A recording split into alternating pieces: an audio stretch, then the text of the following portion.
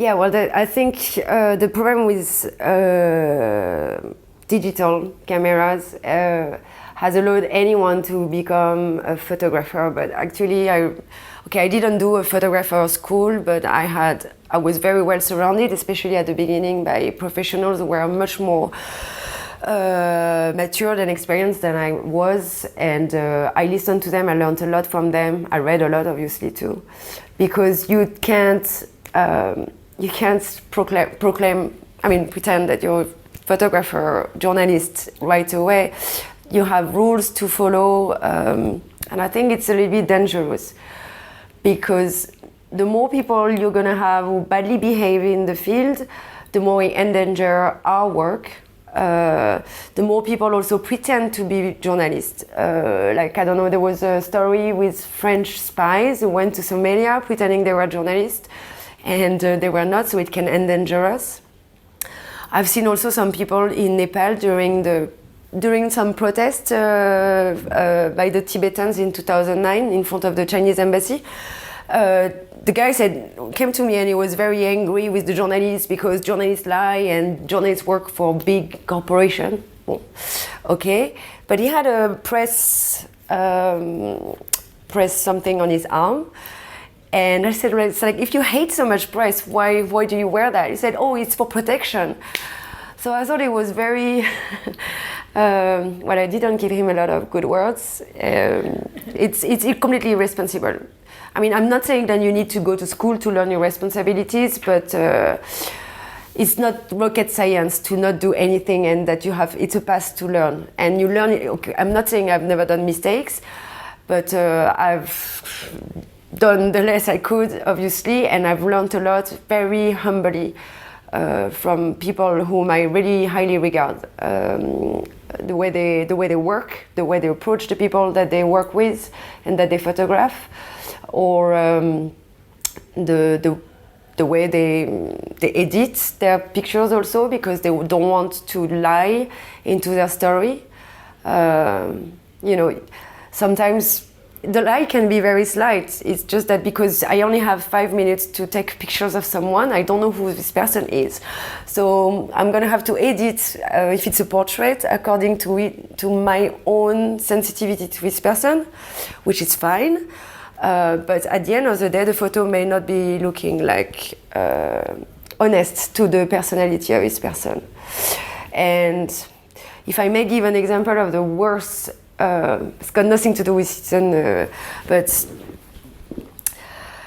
you have to control your work, no matter where it is spread and no matter where it is published. You have to keep control of it and make sure that it is not taken out of its context and that it's not twisted.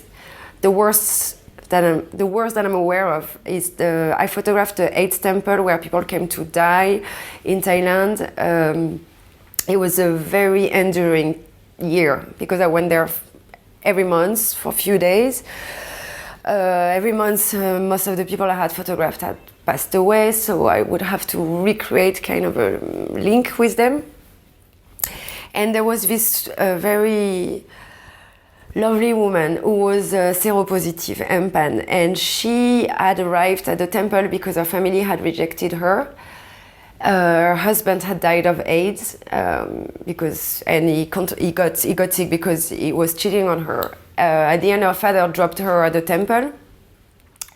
She met somebody else she fell in love with, another patient, and this guy unfortunately died after a while, and she jumped on top of a building of the 4th floor, and she threw herself trying to kill herself, and she broke her hips, and since then she's in a wheelchair.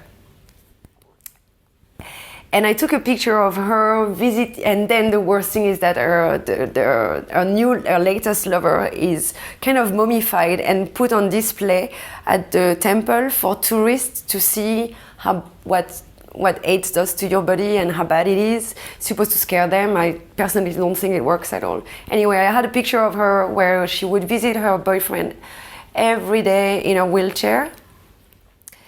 And I did ask my agency at the time, who did a good job. I I told them, look, I want to know who's going to publish anything coming out of this series of photographs. And they've been kind enough. Unfortunately, because the industry goes fast, it ended also in some of network agencies that, and one of them was published, and apparently the word was not passed on. And Mpan, this picture of this woman, she ended up in a magazine, stuck between a man kissing monkeys with the tongue and women with bare breasts. And I felt that I've betrayed so much Mpan. It was that's the worst that's the worst that I know. Maybe, who knows, maybe other people have used these pictures and I'm not even aware of. But you owe it to the people. They let you come to their home. They let you photograph them in their great vulnerability. They're extremely generous to give their image to you or their story if it's not about photography. And so the minimum you owe them is to be responsible about what these images are going to become.